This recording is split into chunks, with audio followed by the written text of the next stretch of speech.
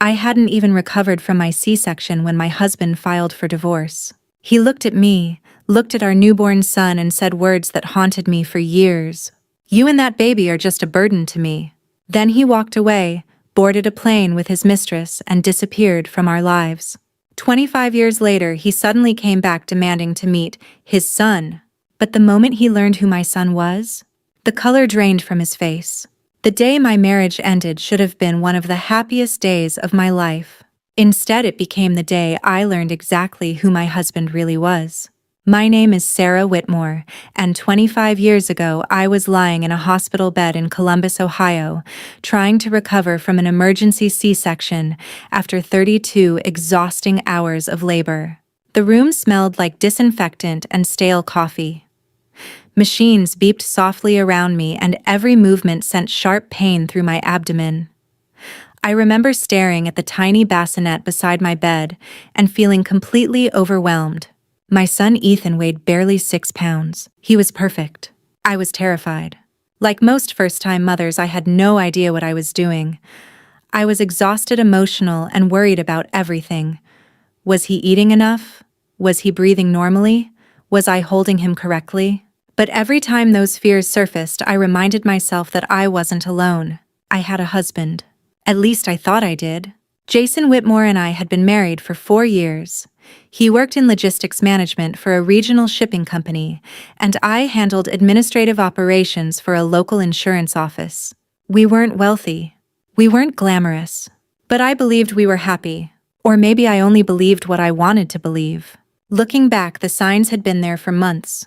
The late nights, the unexplained business trips, the sudden passwords on his phone, the growing emotional distance. At the time, I blamed pregnancy stress. I told myself every marriage went through difficult seasons. I kept making excuses because the alternative was too painful to consider. 3 days after Ethan was born, Jason finally arrived at the hospital. He carried no flowers, no balloons, no gifts. I remember feeling disappointed, but I pushed it aside. Maybe he was tired. Maybe work had been overwhelming. Maybe. The word maybe saved me from reality for far too long.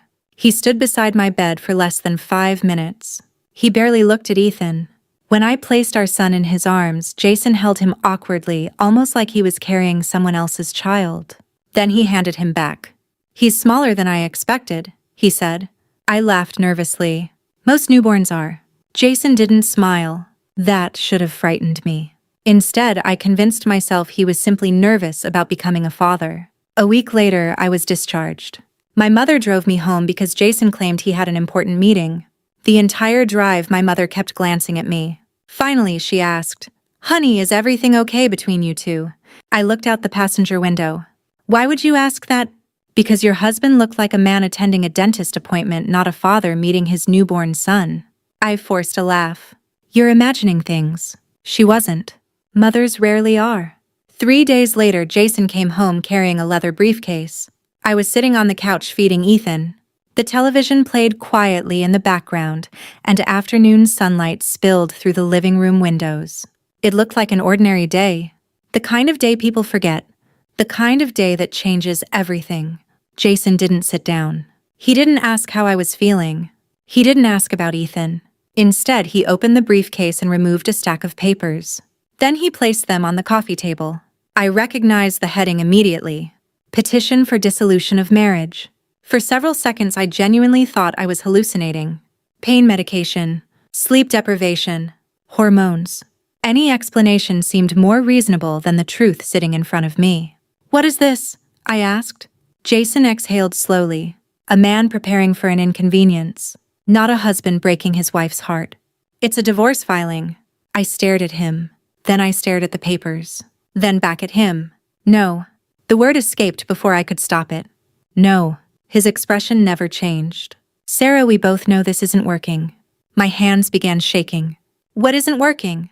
He rubbed his forehead. "Our marriage." I looked down at Ethan sleeping peacefully against my chest. "We just had a baby." "Exactly." I felt something cold spread through my body. The kind of cold that comes from fear rather than temperature. Then he said the words that shattered whatever remained of my illusions. "There's someone else." The room became completely silent. Even the television seemed to disappear. I remember hearing only my own heartbeat. Loud, fast, unbelievable. Someone else? Jason nodded. We've been seeing each other for almost a year. A year. While I was pregnant. While I was planning a nursery. While I was attending doctor's appointments alone because he was supposedly working late. A year. The betrayal hit me so hard that I struggled to breathe. Who is she? It doesn't matter. It matters to me. Jason looked away. Her name is Vanessa. I had heard that name before. A consultant his company worked with. A woman he had repeatedly assured me was only a colleague. Of course. It was always the colleague. I started crying. Not dramatic movie tears. Not screaming. Just quiet tears sliding down my face because the truth hurt too much. What about Ethan? Jason's jaw tightened. For the first time, genuine irritation appeared on his face. And then came the sentence that stayed with me for the next 25 years. You and that baby are just a burden to me. The words landed like a physical blow. I felt sick. Not angry. Not yet. Just devastated. I looked down at my son. Tiny fingers. Tiny face. Tiny heartbeat. How could anyone look at him and see a burden? How could a father look at his own child and see a problem? Jason continued talking. Something about freedom. Something about opportunities. Something about wanting a different life. Most of it blurred together. Because once someone tells you your child is a burden, nothing else they say matters. Eventually, he left. I sat there alone for hours, my newborn son sleeping in my arms. My marriage lying in pieces on the coffee table. Outside life continued as normal. Cars passed. Neighbors walked dogs. Children rode bicycles. The world didn't stop just because mine had collapsed. A month later, the divorce was finalized. Jason moved out. 2 months after that, he left the country with Vanessa after accepting a position in Singapore. He never called. He never wrote. He never sent birthday cards. And he never paid a single dollar in child support. The first night after learning he had officially left the United States, I sat in the small nursery beside Ethan's crib. The room was dark except for a nightlight shaped like a moon. I watched my son sleeping peacefully. Then I whispered something I would repeat countless times over the years. One day you'll understand this wasn't your fault. My voice trembled. And one day you'll know you were never a burden. At the time, I had no idea how difficult our journey would become. I also had no idea that the tiny baby sleeping in that crib would one day become the man capable of bringing his father to his knees without ever raising his voice. The first year after Jason left felt less like living and more like surviving. People often talk about single motherhood as if it's a challenge that can be overcome with determination and love. What they don't always mention is the relentless exhaustion, the kind that settles into your bones and becomes part of your identity. Every morning I woke up before sunrise. Every night I fell asleep worrying about money. And every day I reminded myself that Ethan deserved better than the circumstances he had been born into. When Ethan was 6 months old, I returned to work at the insurance office. Childcare costs nearly crushed me. After taxes and daycare expenses, it sometimes felt like I was working simply to keep working. I remember standing in a grocery store one evening with a calculator in my hand, deciding which items could go back on the shelf. Fresh fruit or diapers? Chicken or gas money? Every dollar mattered. One afternoon, my supervisor Linda called me into her office. I immediately assumed I had done something wrong. Instead, she closed the door and handed me a small envelope. "What is this?" I asked. "A Christmas bonus." "It's October." She smiled. "I know." I opened the envelope. Inside was a check. Not a huge amount, but enough to cover daycare for almost a month. My eyes immediately filled with tears. "Linda," she held up a hand. "Don't." Then she added quietly, "Sometimes people need help. That's all." I never forgot that. Because when you're struggling, kindness feels enormous, especially when it comes from people who owe you nothing. By the time Ethan turned 4, we had settled into a rhythm. It wasn't easy, but it was ours. We lived in a modest 2-bedroom apartment on the west side of Columbus. The carpet was old. The kitchen was tiny. The air conditioner made strange noises every summer. But it was home. Ethan loved that apartment. To him it wasn't small. It was where we built blanket forts in the living room, where we made pancakes on Saturday mornings, where we danced to old music while cleaning. Children measure wealth differently than adults. They count laughter instead of square footage. One evening while I was washing dishes, Ethan looked up from the kitchen table. He was coloring dinosaurs. Very serious dinosaurs. The kind only a 4-year-old could create. Mom. Yeah, buddy. Where's my dad? The question froze me. I had known it would come eventually. I just wasn't prepared for how much it would hurt. I dried my hands slowly, then sat beside him. What made you think about that? He shrugged. Tommy's dad came to school today. I nodded. And I don't have one. The innocence in his voice nearly broke my heart. I could have told him the truth. I could have told him that his father had abandoned him. I could have described the betrayal, the affair, the cruelty, the selfishness. But Ethan didn't need my anger. He needed stability. So I chose my words carefully. You do have a father. Where is he? I hesitated, then answered honestly. He made different choices. Ethan thought about that, then asked, did I do something wrong? The question hit harder than any financial hardship ever had. I immediately pulled him into my lap. No, I said it firmly. No, Ethan, never think that. Then why did he leave? I kissed the top of his head. Because sometimes adults make bad decisions. He seemed satisfied with that answer, at least for the moment. Children are remarkable that way. They don't always need complete explanations. They simply need reassurance that they're loved. As Ethan grew older, certain traits began emerging. Traits that surprised everyone, including me. He was incredibly disciplined. Not because I forced him to be, because he genuinely wanted to be. By middle school, he had developed habits most adults struggled to maintain. Homework completed early, schedules organized, goals written down. Teachers constantly praised his focus. One teacher even joked during a parent conference, I wish half my students were as motivated as Ethan. I smiled politely, but privately I wondered where that drive came from. Certainly not from Jason. Then one night when Ethan was 13, I got my answer. I woke up around midnight and found his bedroom light still on. I knocked gently. Ethan! He looked up from his desk. Books were spread everywhere. What are you doing? Studying. It's midnight. He shrugged. I know. I sat on the edge of the bed. You don't need to work this hard. For a moment he stared at his notebook. Then he said something that stunned me. I do. Why? His voice became quiet. Because nobody's coming to save us.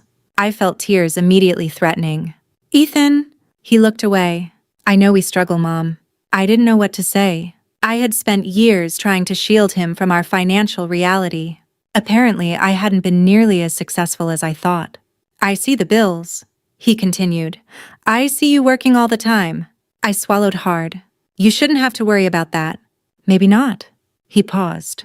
But I do. Then he looked directly at me.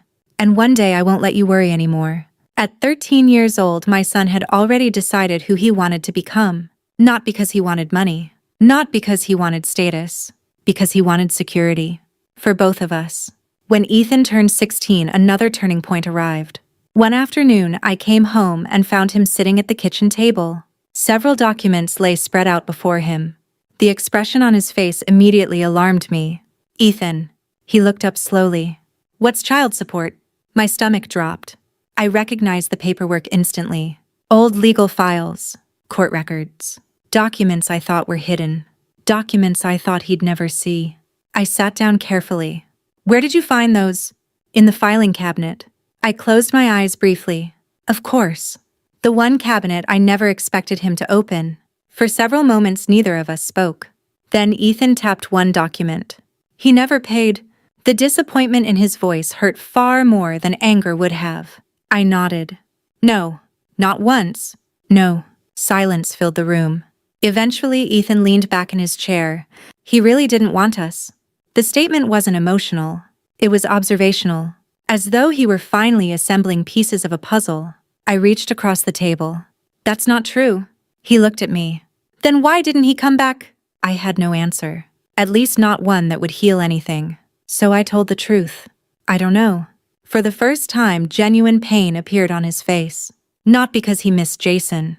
Because he realized he had never mattered to him. That realization changes a person. Sometimes for the worse. Sometimes for the better. Fortunately, Ethan chose the second path. Instead of becoming bitter, he became determined. Instead of chasing approval, he focused on achievement. Instead of obsessing over the father who left, he invested in the future he could create. During his senior year of high school, he graduated near the top of his class. Multiple universities offered admission. Several included scholarship packages. The day the acceptance letter arrived from a highly respected business program, Ethan walked into the kitchen holding the envelope. His hands were shaking. Mine were too. We opened it together. Then we both started crying. Because for the first time in years, the future felt bigger than our struggles. A few weeks later, I sat in the audience during his graduation ceremony. As Ethan crossed the stage to receive his diploma, everyone stood and applauded. I clapped until my hands hurt. Not because my son was graduating, because I remembered the newborn baby his father had called a burden. And now that same child was walking confidently toward a future nobody could take away from him. I didn't know exactly where life would lead him next. But I knew one thing. Jason Whitmore had abandoned the greatest thing he would ever have. And someday, whether he realized it or not, that decision was going to cost him more than he could imagine. The day I dropped Ethan off at college, I cried the entire drive home. Not because I was worried about him. Quite the opposite. For the first time in his life, I wasn't worried at all. As I watched him carry boxes into his dorm building, confidently introducing himself to strangers who would soon become friends, I realized something important. My son didn't need me the way he once had. And while that realization hurt a little, it also felt like victory. For 20 years, every major decision I made had revolved around protecting him. Now he was stepping into a future he had earned entirely on his own. I couldn't have been prouder. What I didn't realize at the time was that college wouldn't simply shape Ethan's future. It would reveal who he truly was. From the beginning, he approached university differently than most students. While many freshmen spent weekends partying, Ethan spent them networking. While others focused exclusively on grades, he focused on solving problems. During his first semester, he called me almost every Sunday. Not because he needed money, not because he was homesick, because he wanted to tell me about ideas. Always ideas. One weekend he called excitedly. "Ah, Mom, have you ever noticed how inefficient shipping companies are?" I laughed. "That's your opening line." "I'm serious. Most college kids call home to ask for laundry advice." "Well, I have a theory." I settled into my couch. "Let's hear it." For 40 minutes, Ethan explained supply chains, logistics software, route optimization, and inventory management. Most of it went over my head. But his excitement didn't. There was something different in his voice. Something alive. The same determination I'd seen when he was 13 studying after midnight. Only now it had direction. By sophomore year, he had assembled a small group of students who shared his interests. 3 young men and 1 young woman. Different backgrounds. Different personalities. One common trait. They were ambitious. Very ambitious. Whenever Ethan came home for holidays, their names appeared constantly in conversation.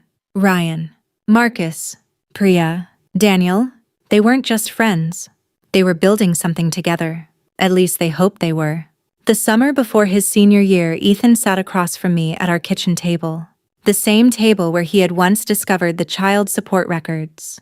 The same table where we had shared countless meals. This time he looked nervous, which immediately worried me. "What's wrong?" I asked. "Nothing." "Then why do you look like you're about to confess to a crime?" He laughed, then took a deep breath. "We're starting a company." I blinked. "A real company? A real company? While you're still in college?" He nodded.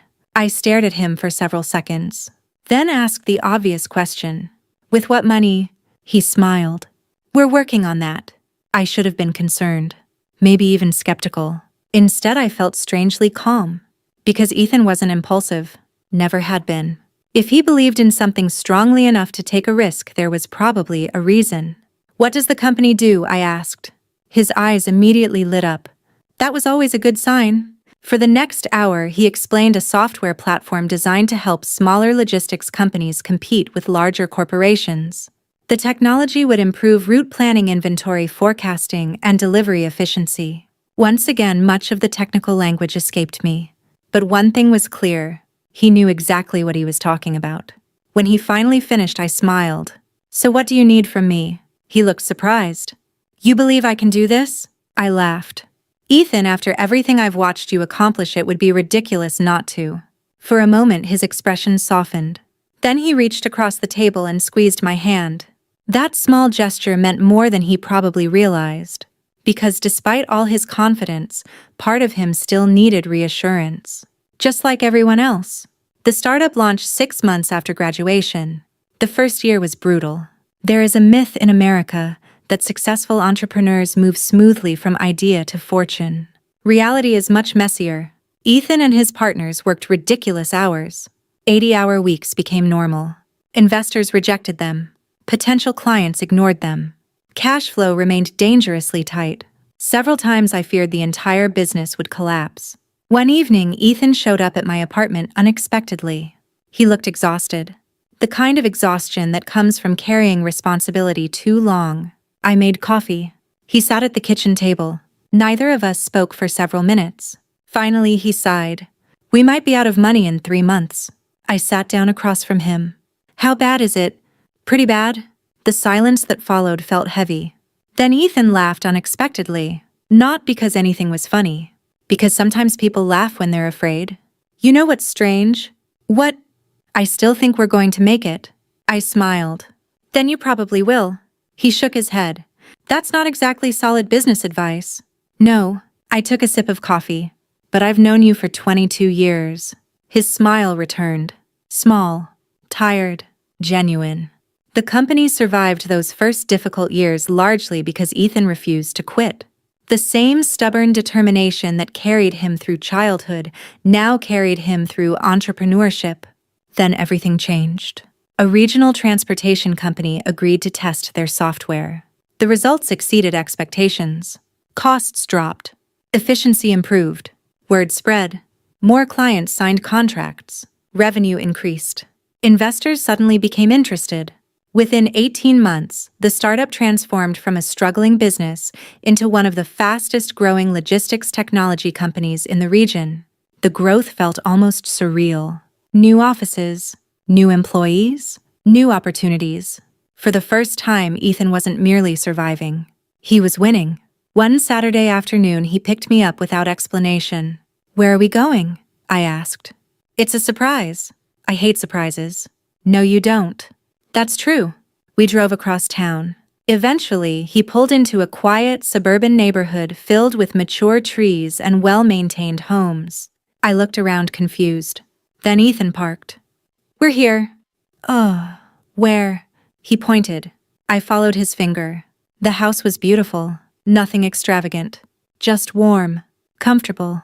The kind of home people stay in for decades. I frowned. Whose house is that? He smiled. Yours. For several seconds, I genuinely couldn't process the words. What? It's yours. Ethan. He handed me a folder. Inside were documents. Property records. Mortgage paperwork. Ownership information. Everything. I stared at the pages, then at him. Then back at the pages. My vision blurred. You bought me a house. His voice grew quiet. You spent your whole life making sure I had a home. A tear rolled down my cheek. Ethan, I just wanted to return the favor. I cried harder than I had in years. Not because of the house. Because of what it represented. Security. Stability. Peace. The very things I'd spent 25 years trying to create for him. Now he was giving them back to me. Over the next few years, Ethan's company continued expanding. Several major investment firms provided substantial funding. The business evolved from a software startup into a broader logistics solutions company. By age 25, Ethan had become the founder and CEO of one of the fastest-growing logistics technology firms in the Midwest. The company wasn't a giant corporation, not yet, but it was highly respected, financially strong, and increasingly influential. One area of growth involved acquiring struggling logistics businesses and integrating them into their expanding network. It was smart business. Many smaller companies possessed valuable infrastructure but lacked modern technology. Ethan's company could provide both capital and operational expertise. The strategy worked remarkably well. As a result, his influence grew. Industry publications featured interviews with him. Business journals highlighted his success. Investors praised his leadership. Yet despite everything, Ethan remained fundamentally the same person. Disciplined, grounded, focused. He still called me every Sunday. Still visited regularly. Still remembered where he came from. Then one ordinary Tuesday afternoon my phone rang. I was planting flowers in my backyard. The number was unfamiliar. Normally, I would have ignored it. For reasons I still can't explain, I answered. Hello. For a moment there was only silence. Then a man's voice spoke. A voice I hadn't heard in 25 years.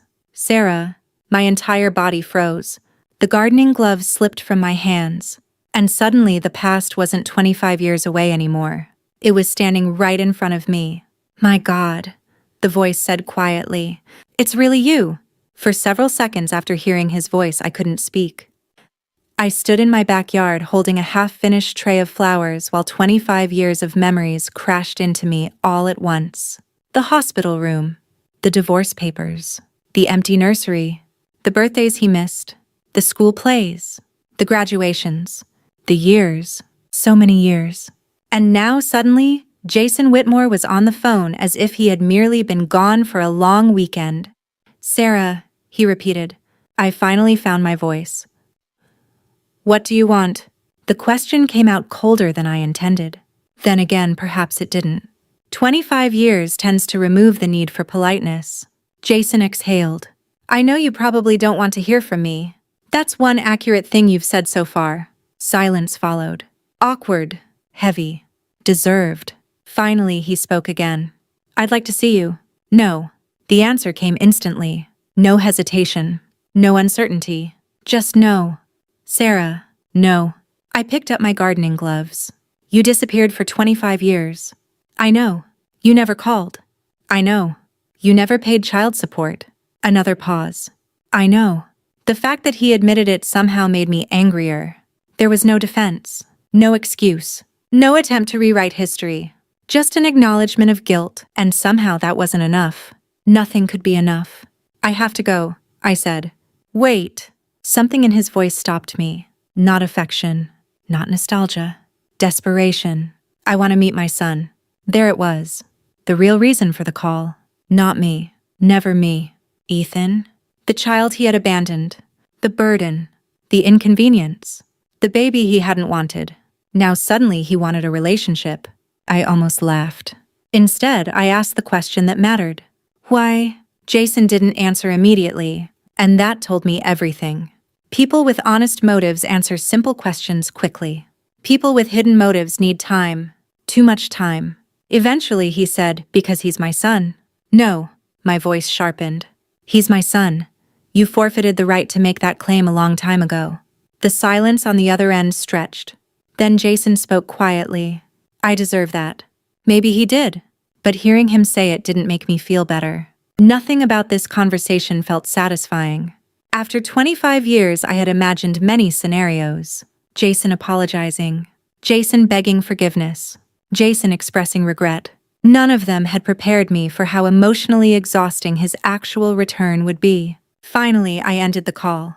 Not angrily, not dramatically, simply because I had nothing else to say. That evening, Ethan came over for dinner. As usual, he arrived carrying dessert despite repeated instructions not to. You're impossible, I told him. So I've been told. We sat on the back patio while the sun disappeared behind the trees. For a while, we talked about ordinary things. Work, weather, a baseball game, normal life. Then I finally said it. Your father called today. The change in Ethan's expression was immediate. Not shock, not excitement, something closer to curiosity. Really, I nodded. He wants to meet you. Ethan leaned back in his chair. For several moments he said nothing. Then he asked the same question I had. Why, I don't know. That wasn't entirely true. I had suspicions. Strong ones. But I didn't have proof. And after everything Jason had already taken from us, I wasn't willing to speculate. Ethan looked out across the yard. Thoughtful. Calm. Far calmer than I would have been at his age. What did you tell him? That he waited 25 years too long. A small smile appeared. Fair. I studied my son's face. You're not angry. He considered that. Then shrugged. I was angry when I was 16. Another pause. I was hurt when I was 16. His voice remained steady.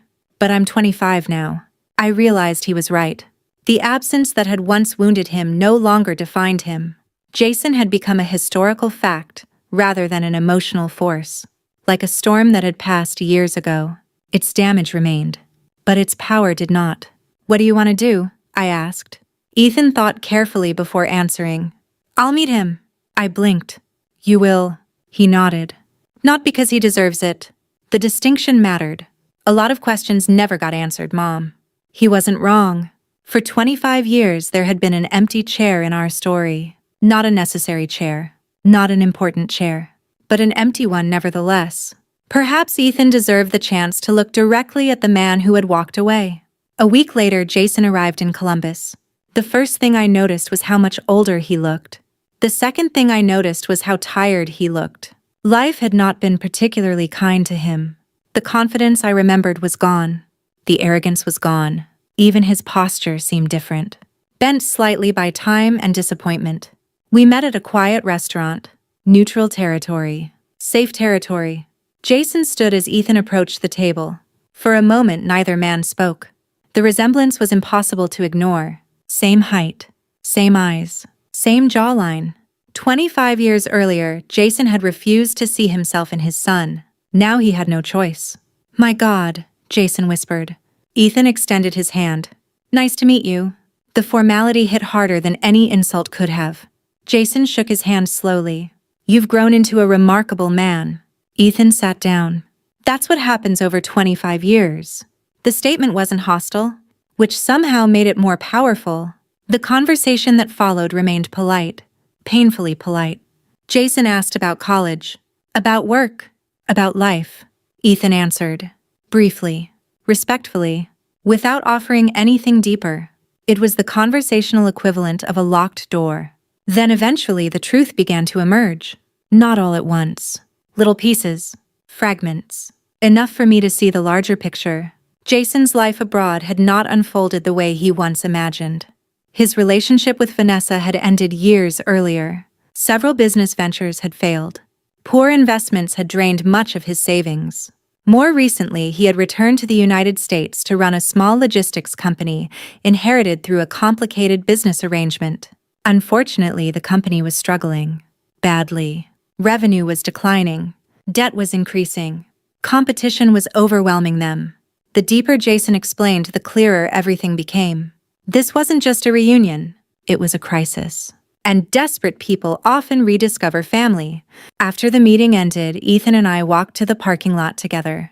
Neither of us spoke until we reached our cars. Then Ethan stopped. You were right. About what? He didn't come back because he missed me. The sadness in his voice surprised me. Not because he still wanted a father. Because confirmation hurts even when you already know the answer. What makes you say that? Ethan looked toward the restaurant. Every time he talked about his life, the conversation eventually returned to his company. I thought about that. Then nodded. I noticed. So did I. We stood there quietly. Then Ethan sighed. He's scared. He should be. A faint smile appeared. Maybe. The following Monday, Ethan attended a quarterly executive meeting at company headquarters. Like most of his meetings, it involved acquisition opportunities. Several struggling logistics businesses had approached them seeking partnerships, investments, or buyouts. One company in particular had recently been added to the agenda. Midwest Freight Solutions. The moment Ethan saw the name, he froze. Because it was Jason's company. The same company Jason had spent most of dinner discussing. The same company currently drowning in debt. The same company desperately searching for rescue. According to the report, bankruptcy was becoming increasingly likely. Without outside investment, the business probably wouldn't survive another 6 months. Later that evening, Ethan called me. I learned something interesting today. His tone immediately caught my attention. What happened? He was quiet for a moment. Then he said, Mom, my company is reviewing an acquisition proposal. Okay. It's his company. I stopped breathing for a second. What? My father's company. The words hung between us. Heavy, complicated, unavoidable.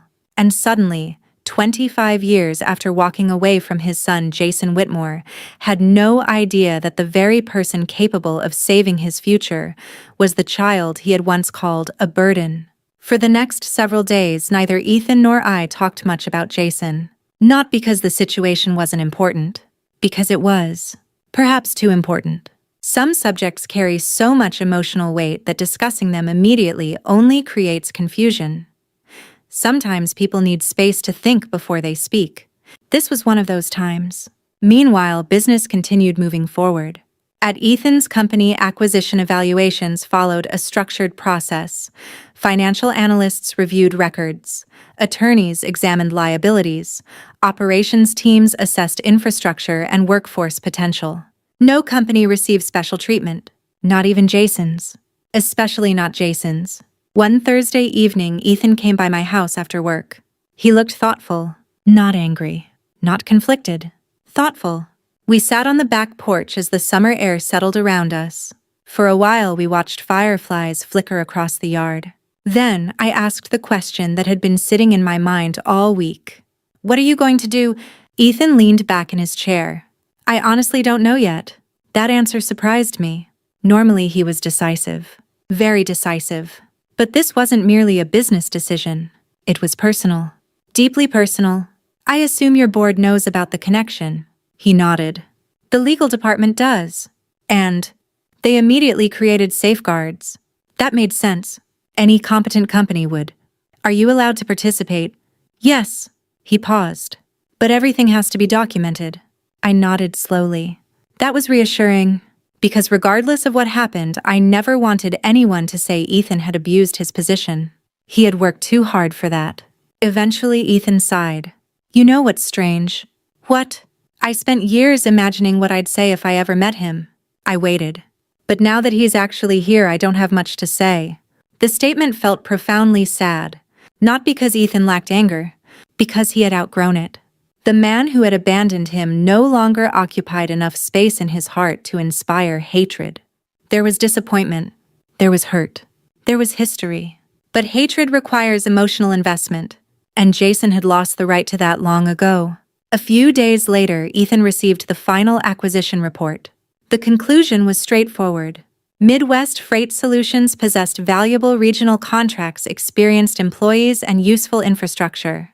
However, poor leadership decisions had pushed the company dangerously close to collapse.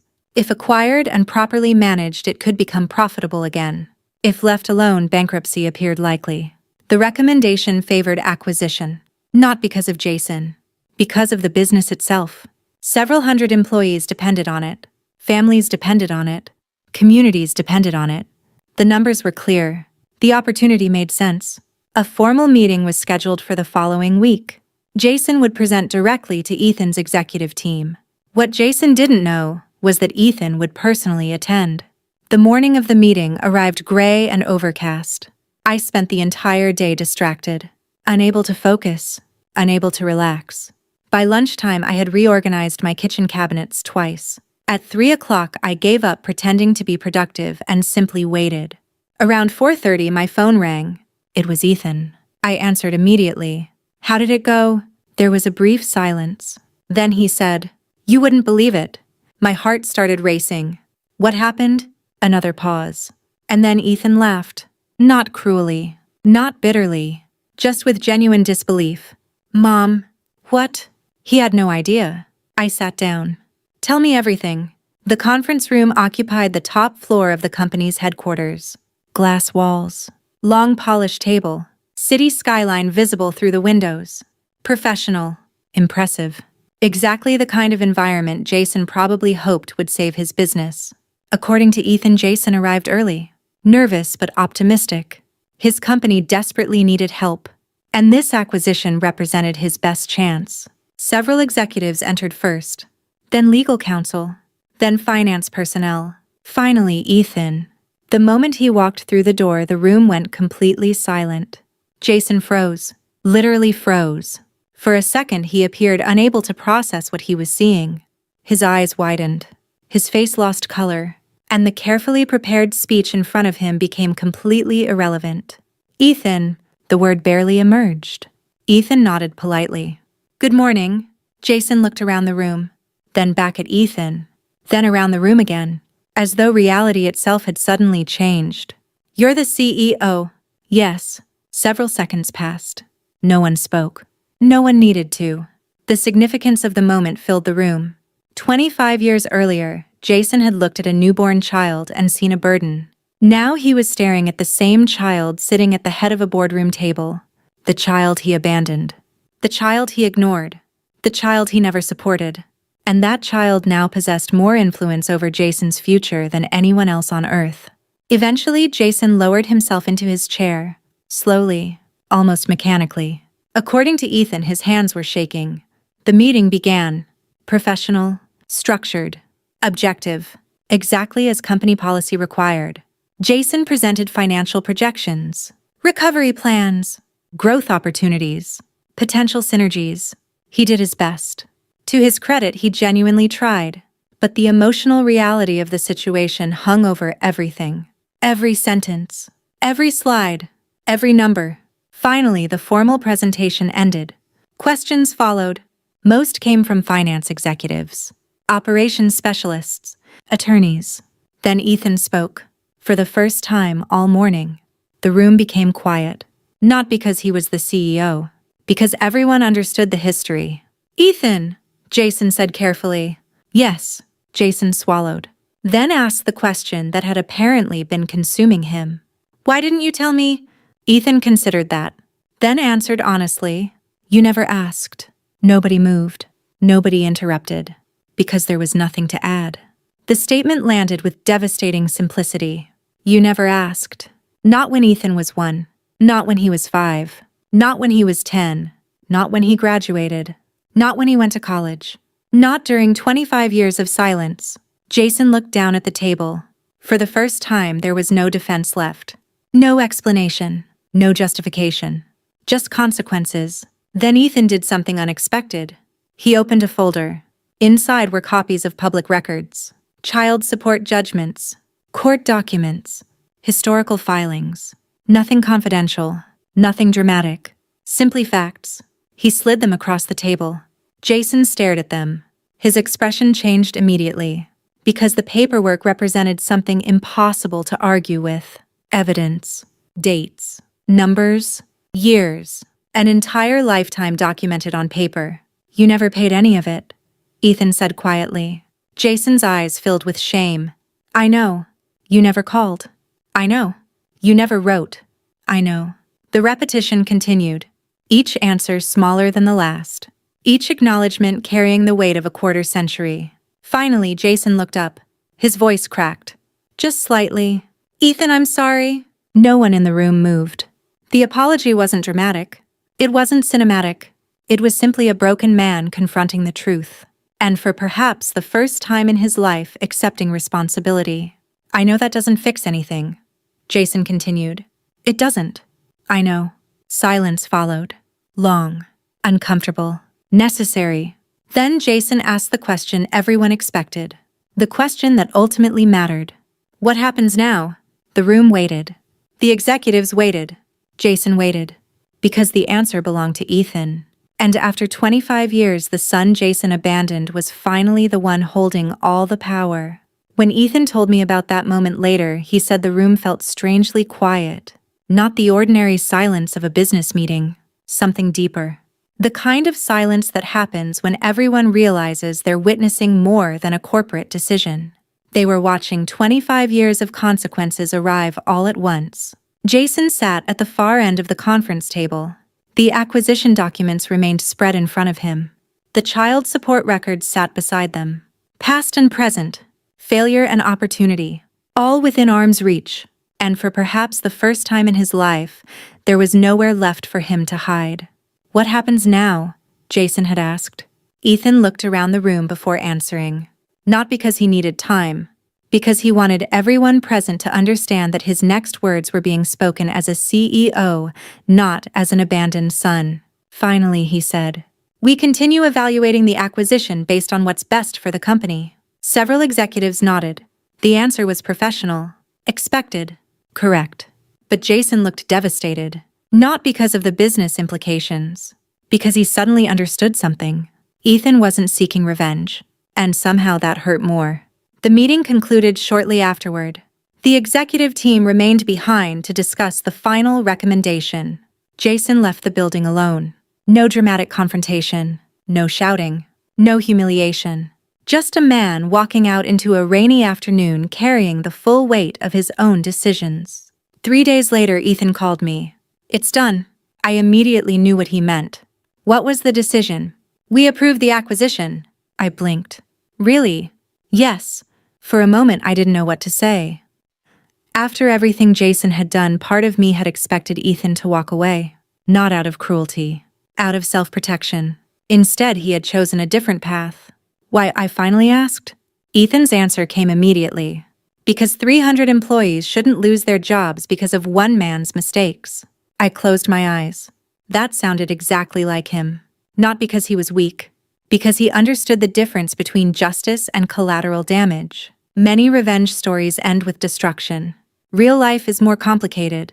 The truck drivers working for Jason's company weren't responsible for what he did.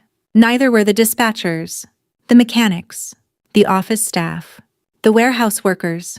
They had families, mortgages, children. Ethan wasn't willing to punish innocent people simply to satisfy old pain. The acquisition moved forward over the following months.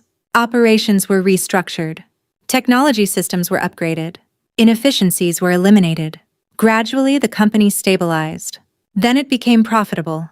Just as Ethan's analysts had predicted, Jason remained with the organization during the transition, but not as an owner, not as a chief executive, not as a decision-maker. He became a regional operations manager reporting through several layers of leadership, including people young enough to be his children. Life has a remarkable sense of irony. Several weeks after the acquisition closed, Ethan asked if I would join him for dinner. When I arrived at the restaurant, I discovered we weren't alone. Jason was there. For a brief moment, I considered leaving. Then I looked at Ethan. He wasn't anxious. He wasn't upset. He simply seemed ready. So I stayed. Dinner began awkwardly. There was no way around that. 25 years of history doesn't disappear because people share appetizers. Still, everyone made an effort. Conversation remained polite, measured, careful. Eventually, Ethan excused himself to take a phone call. That left Jason and me sitting across from each other, alone. For the first time in decades, Jason stared down at his coffee cup. Then he spoke. "I owe you an apology." I didn't respond. I had heard apologies before, not from him, from others. And I had learned that words matter less than actions. "I was selfish," he continued. "That's true. I thought I was chasing freedom." His laugh carried no humor. "I was really running from responsibility." For a moment, neither of us spoke. Then Jason looked up. His eyes appeared older than I remembered. Not physically, emotionally. "Regret ages people. I missed everything." The statement was simple, but devastating. I missed his first steps. I said nothing.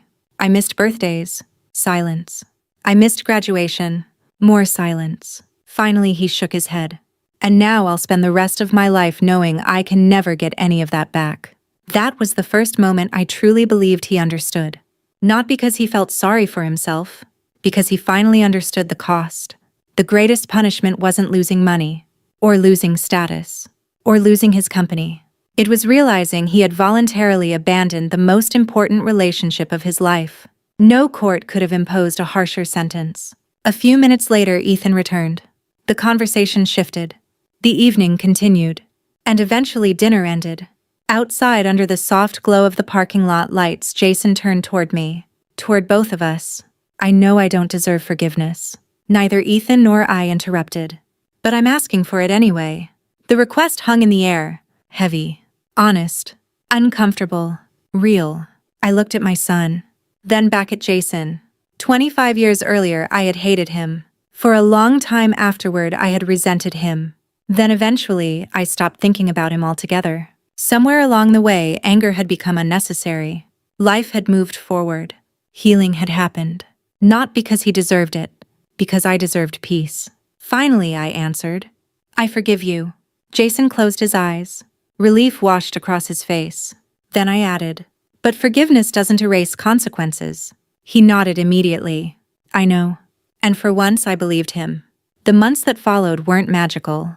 There was no instant family reunion, no perfect reconciliation. Real life rarely works that way.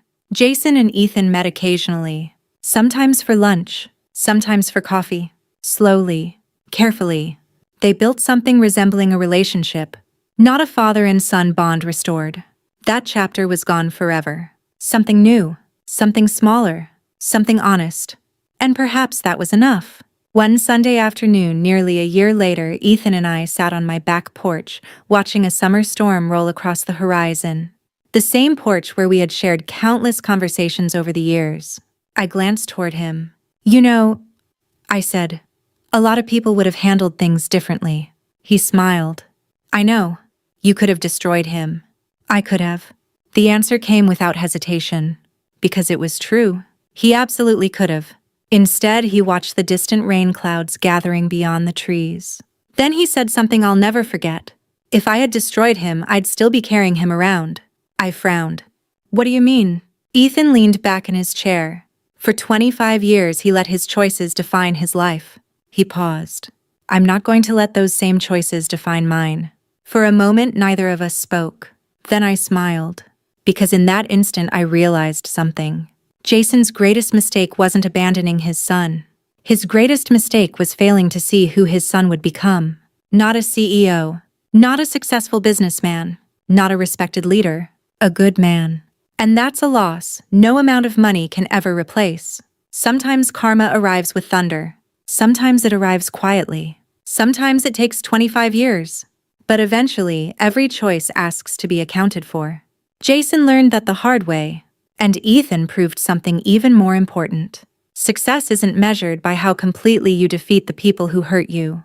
It's measured by whether you become the kind of person they never believed you could be. That was the real victory. And that was the revenge that mattered. If this story touched you, take a moment to think about the choices we make and the people who depend on us. Sometimes a single decision can shape decades of someone's life. Share your thoughts in the comments. Have you ever seen karma come full circle in a way no one expected? And if you enjoy stories about resilience, justice, and second chances, don't forget to subscribe and join us for the